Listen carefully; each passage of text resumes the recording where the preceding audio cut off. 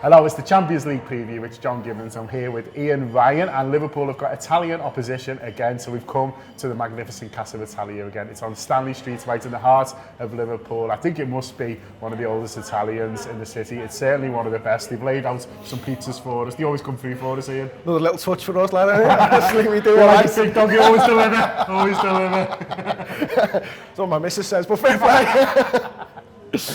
In terms of the Reds, then, you know, speaking of people who always deliver, that's what they seem to be doing at the moment. They seem to be getting it done. They go into this tie, you've got to say, as favourites, I think, you know, Inter Milan, you know, with a big name. I think we'd have rather Salzburg, who we were drawn with originally, but then there was a bit of jiggery and a bit of mix up with that, and then we ended up with Inter Milan. So that with that, you sort of get a feel of, oh, it's a slightly tougher tie than what it could be. But really, you know, with Liverpool where they are and Inter Milan where they are currently, you know, as well in terms of Wales football, Liverpool should be confident.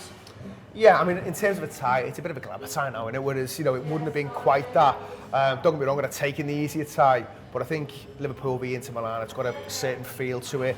It feels like a big European game, but you're absolutely right, Everyone's John. Glandad still fuming with them about 67.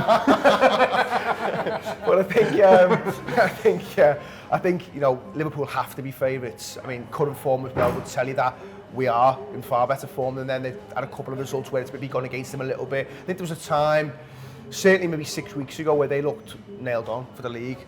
Certainly, people were obviously comparing them to AC Milan, who we've also faced this year.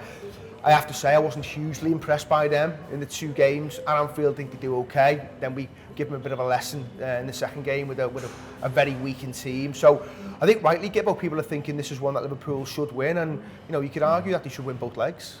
Yeah, no, I think that is fair. And you look at the pedigree of them recently in Europe as well. This is the first time they've qualified for the last 16 in 10 years, which is a bit of a surprise. But, you know, AC Milan were in a similar sort of situation, in fact, quite a long time out the Champions League altogether. And so, you know, they haven't, you know, gone deep in this competition for a long time. And even when you look at the group, you know, they came through a group of Real Madrid, but failed to even score against Real Madrid in both games. Real Madrid won them both. And so they go through with wins home and away against Sheriff.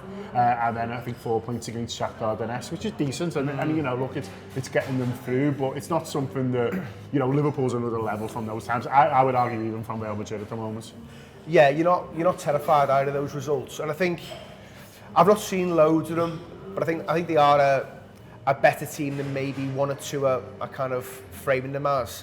But that game, you know, those two games against Real Madrid where they don't win either game, don't score, do they either? Yeah. So, you know, that gives you maybe a little bit of an insight, but it is just two games. I think this one is one that will get fired in the belly from their point of view, because Liverpool are rolling into town, and Liverpool are a huge club. We know that, with massive European pedigree in recent times as well. So I think it's one you can just get really excited about. And I know we'll get into the team news a little bit later, but Liverpool have got lots and lots of options now. I think that's something maybe Inter Milan are struggling with. We know Barella's out, big player. People will have seen lots of him in the summer. Really, really good player. I think he's a player that, you know, if you were a Liverpool fan in the summer, you're thinking, well, he could do a job for us. Yeah, I saw a lot of people saying rightly so as well, because I thought he was outstanding in that tournament. But he won't be playing for them. That's a huge loss. So yeah, you've got to make us favourites, John. Yeah, I mean, I don't want to talk them down too much. I'm just trying to put it in a little bit of context of where Liverpool are at now. You know, they're one of the favourites for this competition. You know, they went through perfect, weren't we? 18 points and fantastic. And Inter Milan, you know, are aspiring to get back to that level, I suppose. But as you say, you know, the atmosphere with them home first, you know, is going to be electric. They're going to be up for it. And just like, you know, as Liverpool fans, when we felt ourselves as underdogs, we've known what we need to do. You know, in Milan, they'll be the same. They'll be up for this one. They all know that their best chance of going through in this tie, you know, is a good result at home. They're not going to be wanting to leave themselves with too much to do at Anfield. So they are, you know, going to be bang up for it. And Liverpool will have to, you know, we'll have a bit of pressure on them at some point, and they'll have to deal with it.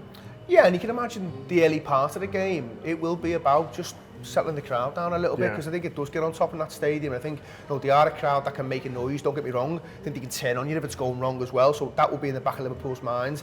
If they can get in goal, if they can get two, then I think, you know, it's a world of problems for Milan. I think what is interesting, Gibbo, I don't know what your thoughts are on this, but no away goals. It changes the competition massively for me. And I don't know whether I'm on board with it or not, because being a traditionalist, I like the away goals thing, and it's always been something that's, you know, it's been there, hasn't it? And you plan your ties around that, essentially. Get the away goal, get them back, blah, blah, blah. That's not the case this time. So I think that does change the tie slightly and change the approach. Yeah.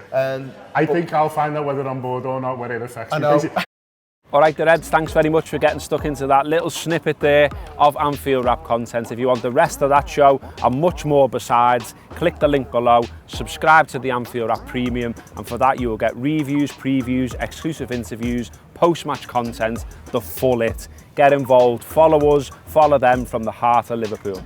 Up the Reds.